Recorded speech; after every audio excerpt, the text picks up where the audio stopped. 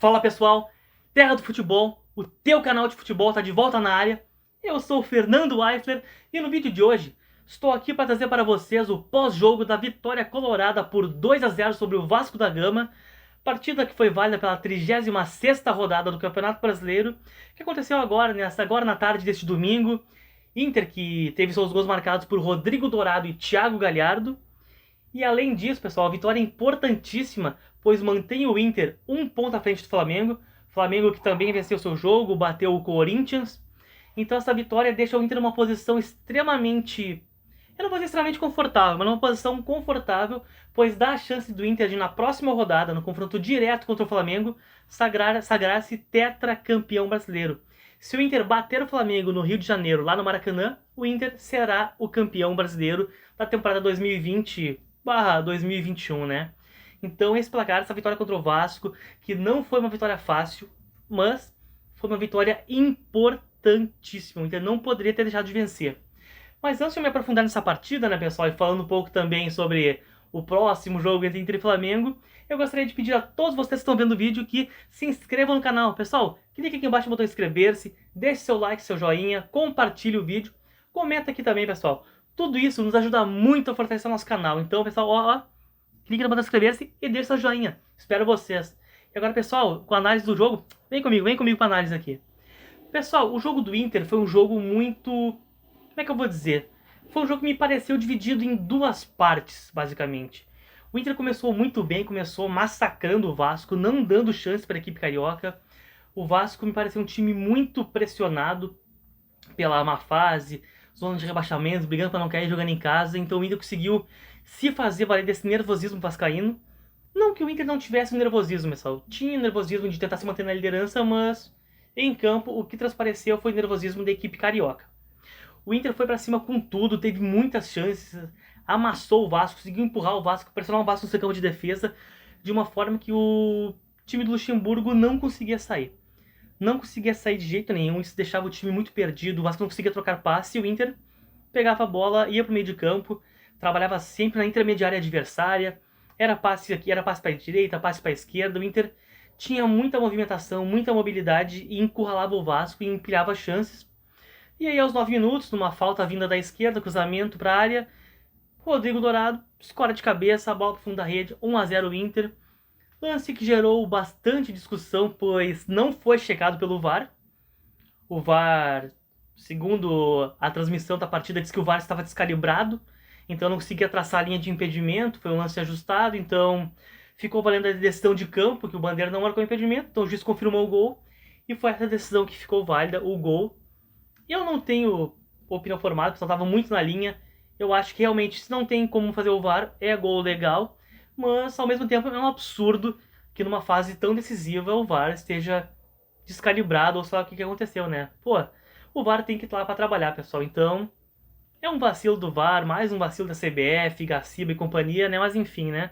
Já estamos acostumados e espere um pouquinho que esse jogo ainda teve mais lances bizarros envolvendo o VAR que, né? Tá complicado, pessoal. Mas enfim, o Inter abriu o placar, fez 1-0 muito cedo, e aí fez uma coisa que eu não curto muito no futebol. E eu sei que meu amigo Nando também não gosta, porque ele vive batendo essa tecla, vive batendo nos times e nos treinadores que fazem isso, que foi o Inter recuar. Eu senti que o Inter Abel Braga deu uma renateada. O Abel renateou, o Inter renateou, abriu o placar e... é isso aí, acabou, né? O Inter recuou e começou a dar espaço e chance pro Vasco. O Inter ainda conseguiu atacar, ele atacou mais um pouquinho durante o primeiro tempo ainda. Teve uma chance aqui, uma chance lá, mas começou a dar mais campo pro Vasco, começou a se recuar mais, começou a se defender mais. E aí eu acho um erro, porque o Inter tinha possibilidade de fazer muito mais.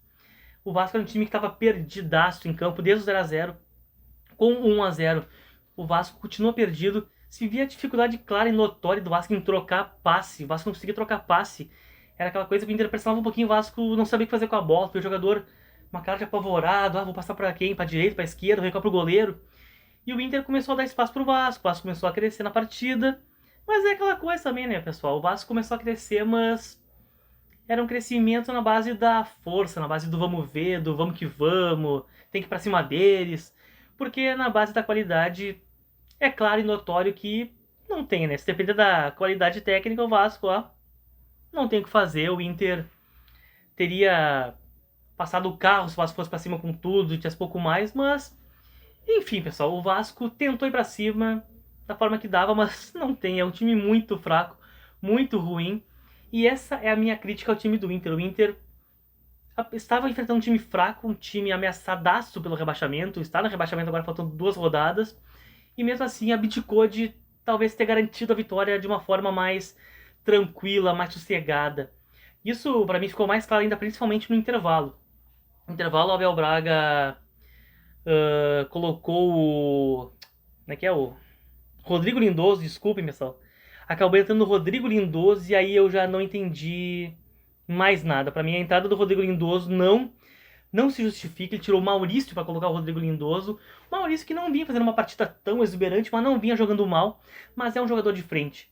E aí ele tirou o Maurício, colocou o Lindoso, e Rodrigo Dourado juntos.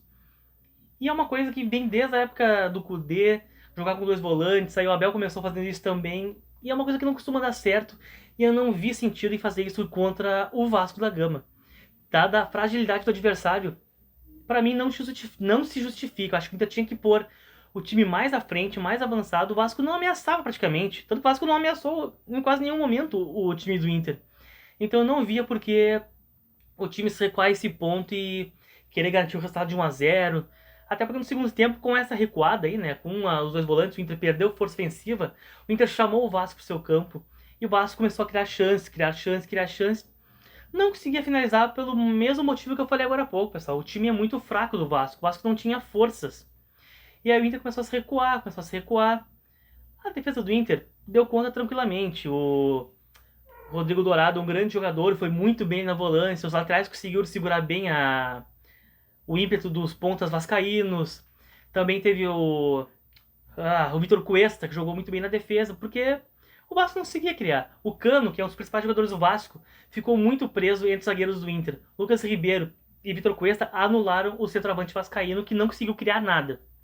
O Benítez, que é um outro jogador muito bom do Vasco, que cria no meio de campo, também ficou preso nas marcações. Ficou preso primeiramente no Rodrigo Dourado. Quando ele passava, ele ficava preso na zaga do Inter. Se ele tentava puxar para o lado, ficava preso nos laterais do Inter, Rodinei, Moisés. Então, o Inter conseguia controlar bem o Vasco. E eu acho que um pouquinho mais de ousadia sim, teria sido fundamental para o Inter ir para frente e definir a partida. Mas enfim, agora falando um pouco mais das individualidades do time, pessoal. Já que eu já critiquei a técnica Abel Braga pela substituição, né? Achei um erro, que o Inter poderia ter ido para cima e decidido a partida. Não foi o que aconteceu, mas no geral, pessoal, falando assim, no geral, eu acho que o Inter não fez uma partida tão exuberante quanto poderia fazer. Quando eu imaginava o jogo assim, Inter e Vasco, apesar do Inter ter perdido pro Sport e tudo mais, o Inter era favoritíssimo contra o Vasco pra mim. O Vasco tá na capa da gaita, brigando muito para não cair. E o Inter é um time mais encorpado, é um time melhor, um time mais estruturado e melhor treinado do que o Vasco. Então eu imaginava o Inter um pouco mais propositivo por um período maior de tempo. Isso talvez tenha sido desmanchado pelo gol cedo, como eu comentei e tudo mais, né? Mas eu esperava um time do Inter mais ofensivo, mais propositivo e que tivesse definido a partida com um placar um pouco mais elástico. Eu imaginava até uns 3-0. Tudo bem, foi 2-0, foi 2-0, mas o segundo gol saiu aos 50 do segundo tempo. Eu acho que o Inter poderia ter definido a partida muito antes disso, feito mais gols antes disso, se não fosse talvez um cuidado excessivo com a parte defensiva. Mas enfim, o Inter hoje entrou com uma escalação interessante, né, pessoal? Entrou com o Caio Vidal, entrou com o Praxedes, entrou com o Maurício e o Yuri Alberto, bastante gurizada na frente, né? Pois não tinha o Patrick. Rodrigo Dourado jogando mais, né, na parte defensiva ali, claro. Eu acho que o Inter com essa gurizada começou muito bem. Era uma gurizada muito rápida que confundia bastante o sistema defensivo do Vasco. O Inter tinha uma certa penetração, ataque pelas pontas, tinha jogada pelos meios. Principalmente até o gol, né, aos 10 minutos. É pouco tempo para uma análise disso? Mas esses jogadores estavam mostrando certa participação no ataque, jogaram bem. Mas depois do gol o Inter acabou recuando um pouco mais e matou um pouco essa parte ofensiva da gurizada colorada. Caio Vidal, para mim, é um jogador muito bom. Ele fez uma partida bem interessante hoje. Numa jogada, ele driblou 2 ou 3 jogadores do Vasco que sofreu uma falta quase na risca da área. Um jogador muito interessante, fez uma boa partida hoje. O Maurício não fez uma partida, como eu comentei, tão exuberante assim, mas ele dá uma movimentação muito interessante para o ataque, ele é muito movediço lá no ataque, ele é um cara que corre, um cara que dribla, é um cara muito leve. Então acho que ele é um cara que pode ter muito futuro no Inter. Tem que ser um pouco mais lapidado ainda, mas pode ter muito futuro. Uma crítica que eu não posso deixar de fazer, né, pessoal, pra mim também é o Yuri Alberto, novamente abaixo. Desde aquela partida contra o São Paulo, que ele destruiu com o jogo, marcou 3 gols, eu vejo ele numa descendente, ele não vem conseguindo jogar muito bem, não vem conseguindo sair da marcação, não vem dando opções de passes para os seus companheiros, opções de jogada para os seus companheiros, então eu vejo ele destoando um pouco do Inter nessas últimas rodadas. É um bom jogador? É, mas eu acho que algo está acontecendo, não sei se o estilo de jogo do Inter, ou ele tá se perdeu um pouco na cabeça com a fase boa do Inter, mas algo tá acontecendo. Eu vejo o Yuri Alberto devendo, e quem sabe não mereça até talvez um banquinho, né? Embora eu não curta muito o Abel Hernandes, eu sei que meu amigo Nando Terra curte muito ele, inclusive defende que ele seja titular, mas eu não vejo muito isso ainda, acho que eles são meio equivalentes, mas o Yuri Alberto está devendo e acho que seria válido hoje fazer um teste. Embora esteja muito no final do campeonato, então já não sei se seria, na verdade, já estou até me contradizendo, mas enfim, desculpem, pessoal.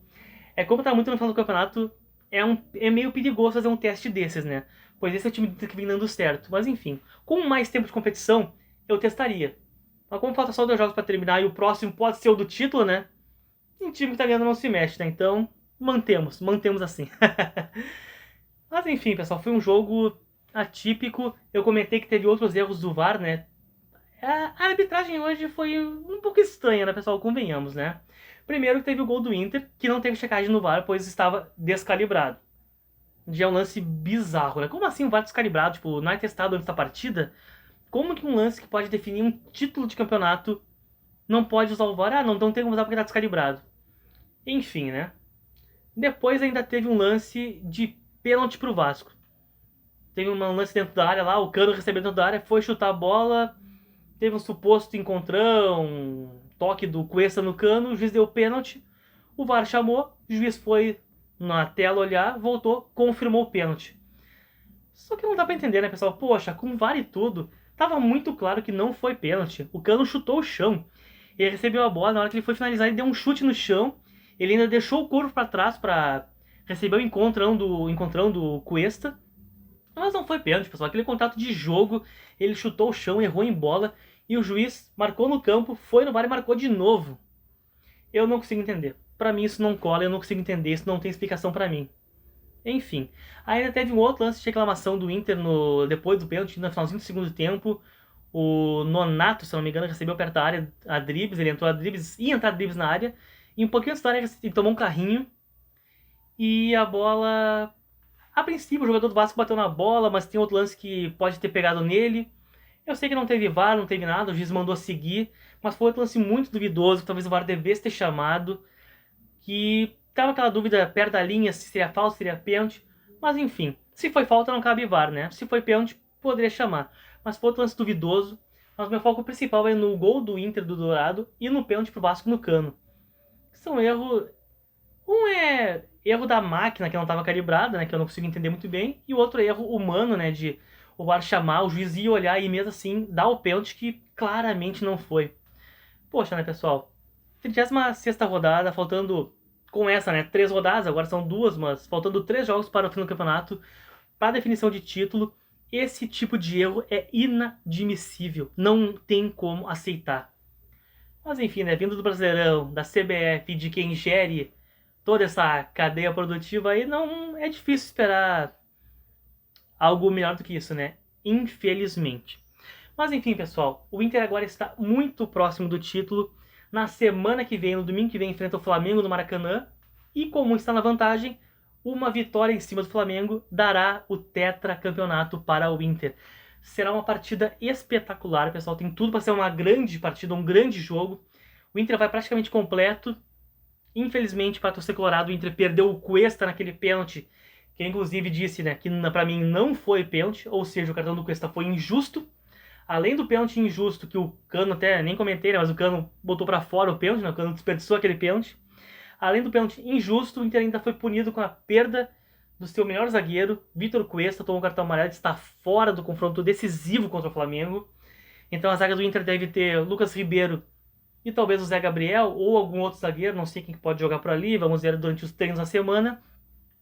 Mas eu apostaria em Lucas Ribeiro e Zé Gabriel, o que é uma perda significativa, né, pessoal? Para quem já perdeu o Rodrigo Moledo lesionado. Agora, pro maior confronto do ano, que é contra o Flamengo, que pode definir o título, não ter também o seu melhor zagueiro, Vitor Cuesta, botar uma zaga reserva. Reserva no contexto geral, né? Porque o Lucas Ribeiro vem jogando titular. Mas enfim, não vai ter o Moledo, já estava lesionado, não vai ter o Cuesta. É um desfalque enorme e por um erro de arbitragem, na minha visão. Enfim, pessoal, Inter e Flamengo será uma excelente partida. Vamos aguardar o que vai acontecer, né? E esse jogo do Vasco aí, né? Bela vitória do Inter. Não jogou muito bem? Não jogou muito bem, mas o que importa nesse momento é o resultado. E o Inter conseguiu o resultado, venceu o Vasco, vai em vantagem para o confronto contra o Flamengo. E quem sabe já não garante o tetracampeonato na próxima rodada, não é mesmo, pessoal? Um abraço, valeu! Pessoal, esse vídeo teve apoio de Use La Pegada, Espaço Rache e Ateliê Chama. Para encontrá-los, vão lá no Instagram e sigam @uselapegada, Espaço Rache e @ateliê_chama. Valeu, pessoal, um abraço!